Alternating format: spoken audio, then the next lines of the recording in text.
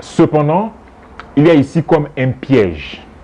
C'est le fameux piège de l'orateur ou du chanteur.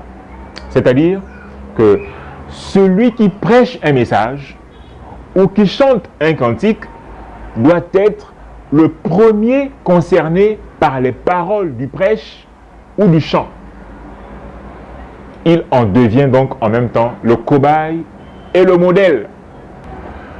En fait, écoutez bien où je veux en venir. Voici ce que le psaume 46 dit sur Dieu.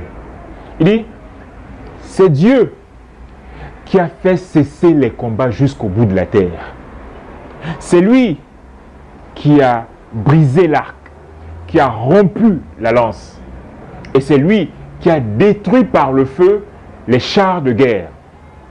Et ensuite Dieu dit, arrêtez et sachez que je suis Dieu. Je domine sur toutes les nations, je domine sur toute la terre. Ce passage, évidemment, a plusieurs implications, réponses et scénarios possibles. Mais écoutez un peu ma réflexion. La question est donc celle-ci.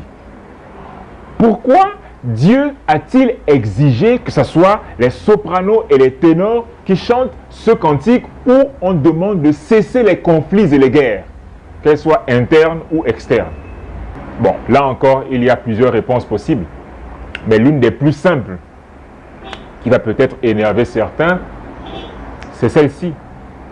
C'est que les vocalistes aux voix aiguës sont souvent des vecteurs de conflits, de tensions, de disputes et de déchirures dans les groupes de chantres. Je ne sais pas si vous avez remarqué, mais les problèmes d'ego, d'arrogance et d'orgueil mal placé viennent souvent des sopranos et des ténors. Oui, vous pouvez être sûr que les conflits et les guerres dans les groupes sont très souvent causés par eux. Et puisque la repentance et l'humilité ne sont pas leurs forts, au bout d'un temps, les groupes finissent par se casser.